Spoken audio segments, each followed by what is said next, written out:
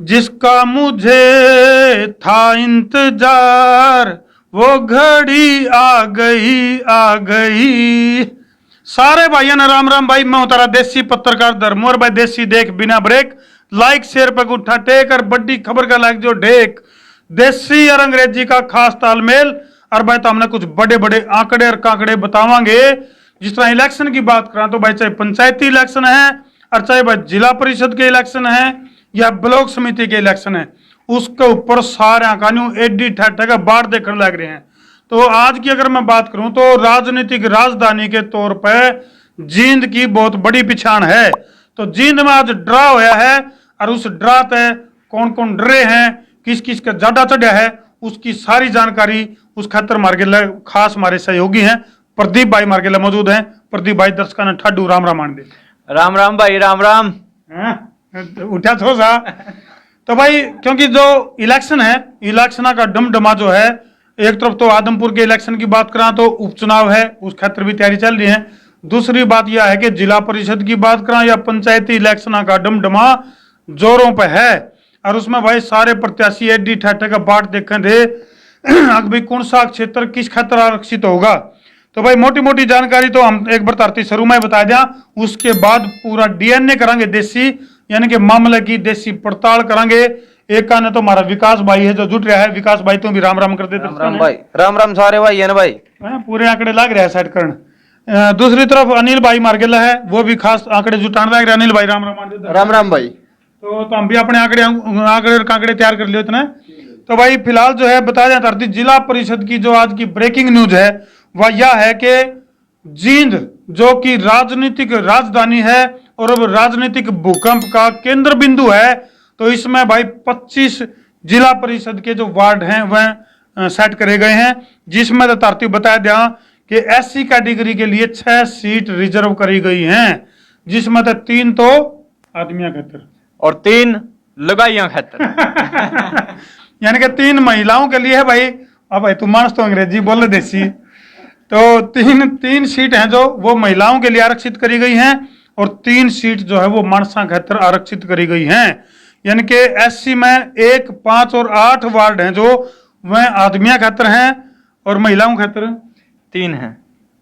3 कौन से जो एससी महिलाओं के लिए हैं वो है वार्ड नंबर 3, 6 और 16। ले भाई 3, 6 और 16 यह हैं लगाइया खातर। हाँ जी।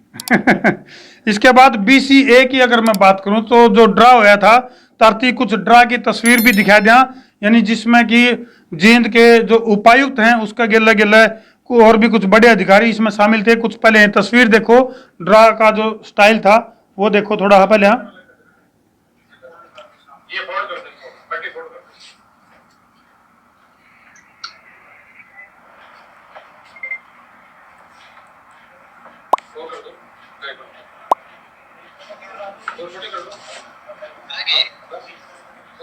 ठीक है, वार्ड नंबर 14 दिख रहा है सभी विजिबल है ना पिक्चर? हाँ सर 14 फोटो।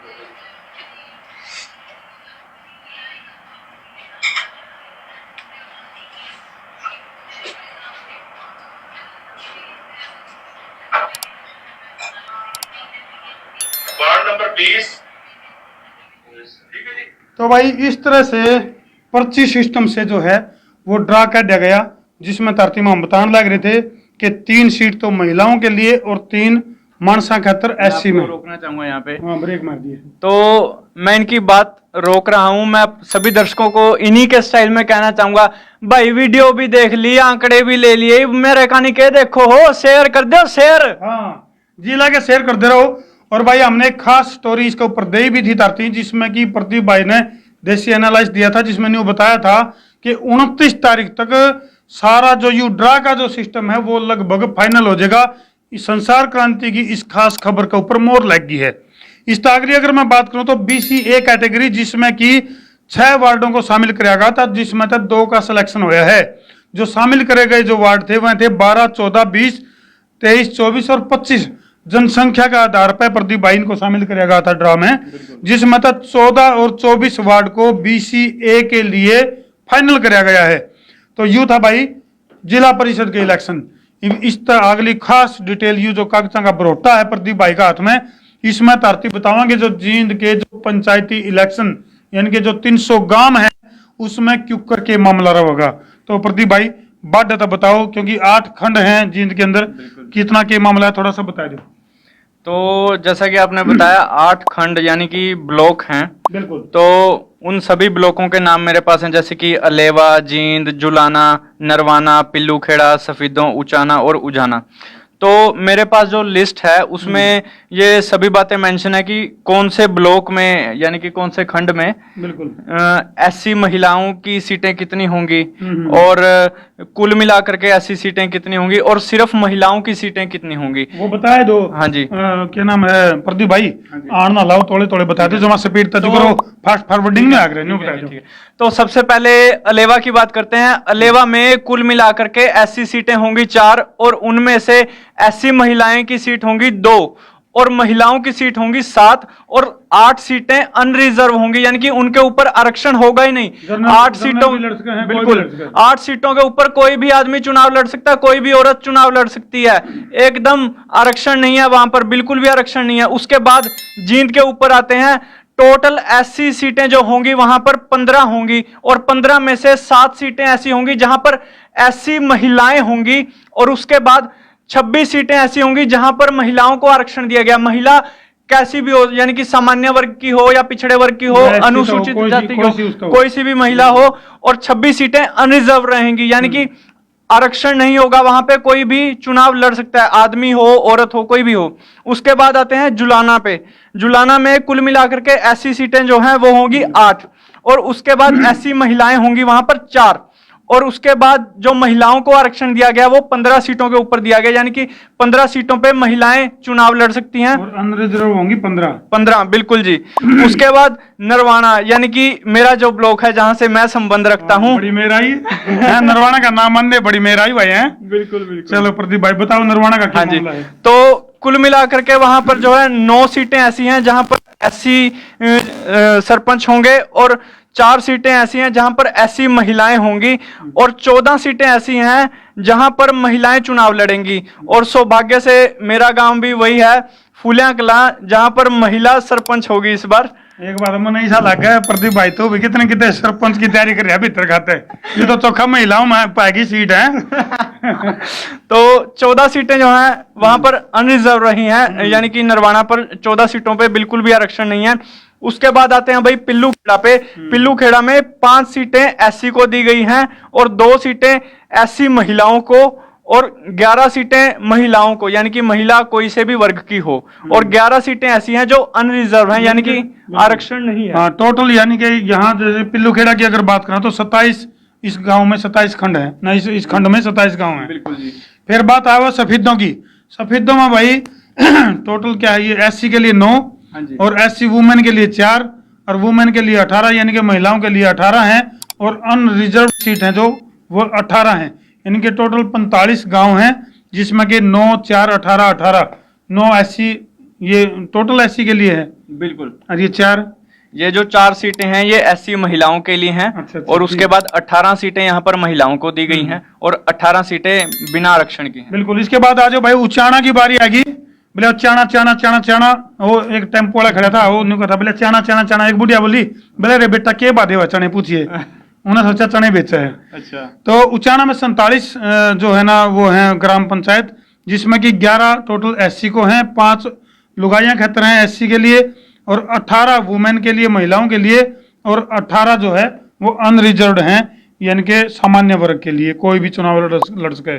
उसके बाद उजाना में 5 हैं टोटल एससी के लिए और ये मनसा कहते हैं कि 5 नहीं, टोटल एससी हैं 5 सीटें और 2 सीटें उनमें से, यानी कि 5 में से 2 सीटें एससी महिलाओं को मिलेंगी। अच्छा, 3 पे कोई भी एससी। हाँ जी ठीक। और भाई 7 पे फिर महिलाएं और 8 जो है वो अनरिजर्व्ड हैं। इसका गेला गेला संसार क्रांति की एक वह खास खबर जिसमें कि हमने न्यू बताया था कि 50% जो आरक्षण है इस इलेक्शन में, यानी कि पंचायती जो इलेक्शन है या जिला परिषद के इलेक्शन है या फिर ब्लॉक समिति के जो इलेक्शन है, इसमें घुमा फिरा के मामला जो है वो चला गया है। खासतौर पर जो लिस्ट हमारे हाथ में है फिलहाल जींद की लिस्ट का अगर आप एस्टिमेट पढ़ा वहां तो टोटल 300 में थे 146 सीट जो है वो महिलाओं के खाते में है। तो इसका मतलब ये है कि लगभग 50% का जो आंकड़ा वो छू लिया है। मैं दर्शकों को बताना चाहूंगा, जिन लोगों को डाउट हो कि 300 में से सिर्फ 146 सीटें ही महिलाओं को क्यों दी गई, महिलाओं के लिए आरक्षण क्यों रखा गया, तो मैंने अपनी उस वीडियो में साफ साफ कहा था कि हरियाणा की जो 50% सरपंच हैं वो महिलाएं होंगी, लेकिन ये जो रिपोर्ट है ये मैंने अभी जींद जिले की दी है। तो उदाहरण है यूं। हाँ, तो जो किसी भी खिचड़ी पक शक जाएगी में ना ना, रहे। हाँ। वो 2-4 चावल के दाने उसमें तो पूरी हांडी में काट के बेरा पड़ जाए भाई, पूरी पक की खिचड़ी। तो यह खिचड़ी का सैंपल है भाई यू, यानी कि पूरे हरियाणा का जिला जींद जो कि राजनीतिक राजधानी के रूप में फेमस है, और उसके ये आंकड़े हैं, जो ये आंकड़े और कांकड़े के हिसाब से हमने जो एनालाइज कराया है, और जो एनालाइज हमने पहले दिया था, और जो हमने तरतीब बताया था कि इस डाल का सिनेरियो इस तरह की कुछ तस्वीर सामने आवेगी। इलेक्शन जो पंचायती इलेक्शन की बात करा या जिला परिषद के इलेक्शन की बात करा, तो उसमें जो चीज हमने घोषणा करी थी उसे डाल के आंकड़े और कांकड़े लिकड़ कार लग रहे हैं। तो भाई इसे डाल की और भी खास खबर खातर तो हम संसार क्रांति के लिए जुड़े रहो। प्रदीप भाई कोई और खास महत्वपूर्ण जानकारी, क्योंकि आज जींद में ड्रा होया है और भी कई क्षेत्र जो उसमें ड्रा होया है, तो इस रिपोर्ट के आधार पर क्या लागे इलेक्शन का क्या सिनेरियो बनेगा? इलेक्शन का सिनेरियो क्या बनेगा वो तो अभी हम नहीं कह सकते, लेकिन मैं दर्शकों को एक बात जरूर कहूंगा कि मेरी आधी से ज्यादा जानकारी जो है सच हो गई है। जो बातें मैंने कही थी अपनी पिछली 2 वीडियोस में वो सच हो गई हैं। और मेरी एक और बात जो मैंने बोली थी कि नवंबर तक इलेक्शन होंगे, यानी कि नवंबर में इलेक्शन होने की पूरी संभावना है, और ऐसा कहा जा रहा है। मेरी जानकारी के अनुसार मैं ये कह रहा हूं कि 15 अक्टूबर से पहले डेट पक्की कर दी जाएगी इलेक्शंस की। तो अब देखना यह है कि मेरी ये बात सच्ची होगी या झूठी, लेकिन ये देखने के लिए आपको संसार क्रांति के साथ जुड़े रहना होगा। बिल्कुल, सब्सक्राइब करना पड़ेगा भाई, तो थोड़े से सब्सक्राइब भी कर लो। और अगली अपडेट खातर तुम जो है एडी ठट्ठा का बाट देखो, जुकर एडी ठट्ठा का सरपंच पद के उम्मीदवार और जिला परिषद के उम्मीदवार एडी ठट्ठा का तारीख की बाट देखने लग रहे हैं।